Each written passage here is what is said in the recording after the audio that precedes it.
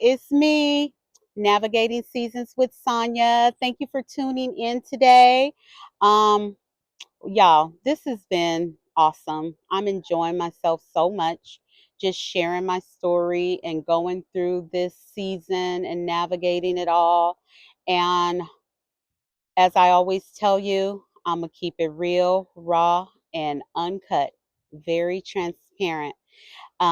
When we last left off, I was in the hospital. The doctor told me I needed to, well, I had options and I chose the option to get dialyzed so they can get that 40 pounds of fluid off your girl's body. That was way too much to be carrying.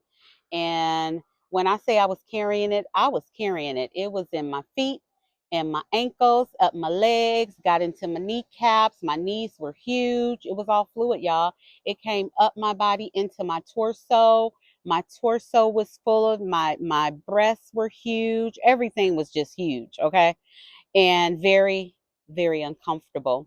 So at the time, that Saturday, when I told the doctor, made the decision that I wanted to start the dialysis so I can feel better and live, she said, okay, yeah, I'll get you on the schedule with the IR doctor. We could take you into surgery as early as Monday. This was Saturday, y'all. So I said, okay, right? This is where the rubber meets the road. And so that Saturday, family at the hospital, told everybody, and the plan was Monday was when I was going to go into surgery. Sunday comes around, and that Sunday, my doctor comes in first thing in the morning and she says, Miss Finley, the IR doctor is here today. We can get you in surgery today. A whole 1 day earlier, y'all. I wasn't ready for that. I processed Monday. I hadn't processed Sunday. However, it was gonna be what it was gonna be, right? I couldn't turn back now. So that Sunday morning, I call my son and my daughter-in-law to let them know this is the plan. They said, okay, we're on our way. We'll be there. Now I'm sitting there, they're coming in, taking blood, doing all the things, whatever. And then next thing you know, my son and my daughter-in-law, Nia, walk into my hospital room, and behind them was Nia's parents, Eliki and Kini. Oh my God. Once I saw them, I just, oh, waterfalls. I just couldn't stop crying because y'all have to understand, we live in Fairfield. I was in Vacaville in the hospital. They live in Modesto. They go to church in San Jose. They had gone from Modesto church service in San Jose and drove from San Jose to Vacaville to see little old me. Okay, little old me. I was not expecting that. And it really touched my heart, to have that support. And they came in and they hugged me and we hugged and cried.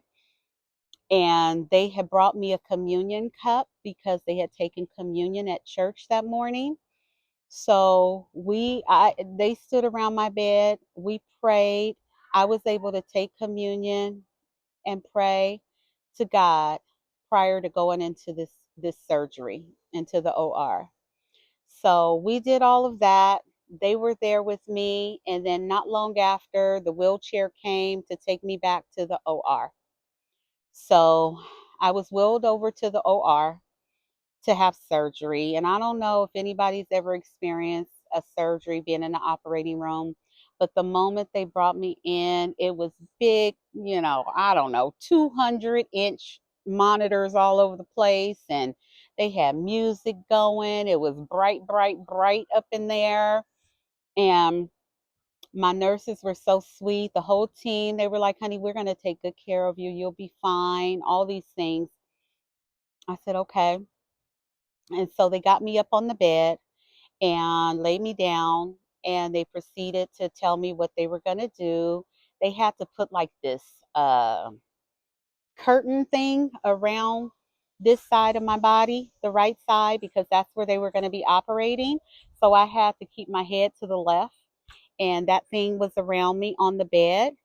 And so one of the assistants began to clean the area um, on my chest, right above, right below my collarbone area. And they began to clean that in preparation for the doctor. And so when the doctor came in, he came to my left side because that's where my head was turned and introduced himself. And he told me what he was going to be doing and how long it was going to take. So I said, okay. And he asked me if I had any questions for him. And I said, yes. And he said, well, what is it? I said, are you a believer? And he looked at me in my eyes and he said, I am. So I said, okay, let's go. And so he said, let's do it. And so he comes around to my right side and then he starts doing some things he needs to do. Meanwhile, my nurse, who's amazing, and she says to me, Sonia, the doctor says I can give you something to help, relax you and this, that, and the other. I said, okay. She said, so I'm going to give you a little bit of fentanyl. Y'all heard? She said fentanyl.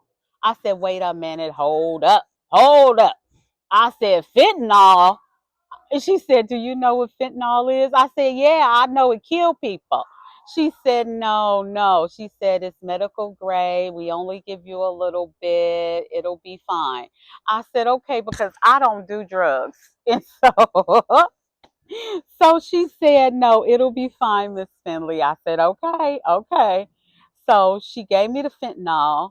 And then she asked me what kind of music I like because they had music playing. I mean, they in there jamming, like jamming. And I said, I like worship music. So she said, okay, I'll find some worship music. So she found some worship music, y'all. She put on the worship music, and I laid there on that bed. And the doctor tells me at that time, he said, okay, Miss Finley, we're going to get started.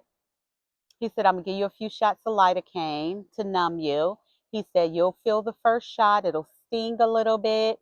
He said, after that, you won't feel anything. So I said, okay, doc. All right. So he gave me that first shot, y'all. It stung a whole lot of bit. So, whoo, baby. But after he gave me that shot, I didn't feel nothing else. I just felt him like putting the needle and starting to do things, but I couldn't feel it. Thank God.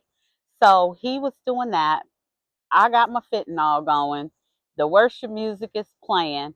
And all I can hear in my head is my son saying, Mom, relax. Just focus on your breathing.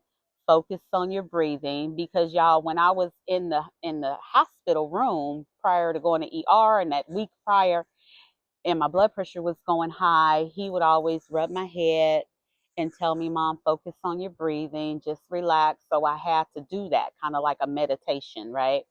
So now that I'm here in this OR, he ain't with me, but he in my head telling me, Mom, focus on your breathing, just relax. So I did that, y'all. I did that. I listened to the worship music. I let the fentanyl, and the doctor started doing his thing. So he did his thing, then opened me up, and he had to put whatever they put in my chest that goes and connects to my heart, and it goes there. It has to go to the heart, right to the heart, main artery, all of that, so that when they dialyze me and hook me up, it would be going straight from there, my blood, right? So he did his thing. I was in surgery for like not even a half an hour. It was quick. And he said, okay, Miss Finley, we're all done. I was like, okay, but I was awake the whole time, y'all. I didn't go to sleep, nothing. Like I said, I just had fentanyl. And and so they got me all bandaged up, did their thing, and then they called my little, wheelchair driver, ride share, and he came and got me. They got me all fixed up, put my little hospital gown back on, my yellow one, by the way, and put me in the wheelchair, and they gave me hugs and told me they'd be praying for me. I mean, they were the best. And this is shout out to Vacaville Kaiser. And so they got me all hooked up and, got me in the wheelchair, and he rode me on back to my room. And I told him, okay, don't go too fast. This is precious cargo. You can't be going too fast now. And so we laughed about it. He got me back to my room. My family was there. And they got me out the wheelchair back into the bed, connected all the things back up and all of that. And so my family was like, "Are you okay? How was it? Are you okay?"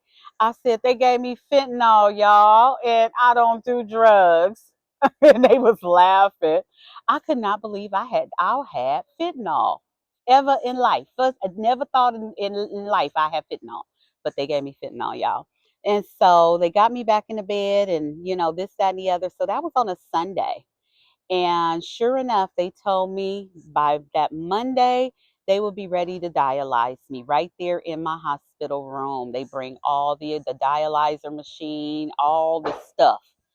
And so, sure enough, that was going to be what was going to happen, right?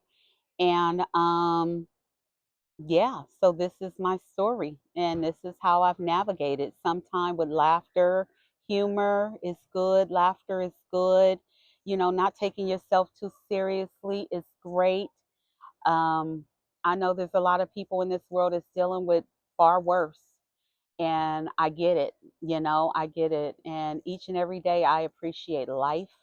I appreciate having the sight to see. I appreciate having the ability to move and exercise and do the things I still enjoy. Oh, one of the things I got to tell y'all. So, with me getting this catheter in my chest, I couldn't get it wet. Okay. So that means I wasn't supposed to take a shower, but I figured out how to do that. But I couldn't get in the pool, y'all. And I was accustomed to being at the pool and swimming and doing my things, all the things, the pool, the jacuzzi, the steam room, the sauna. I couldn't get in there for fear of infection. Now, mind you, this catheter thing was going directly to my heart. So if this got infected at all, that means curtains, right? And nothing I would want, nothing anybody would want, no infection, right?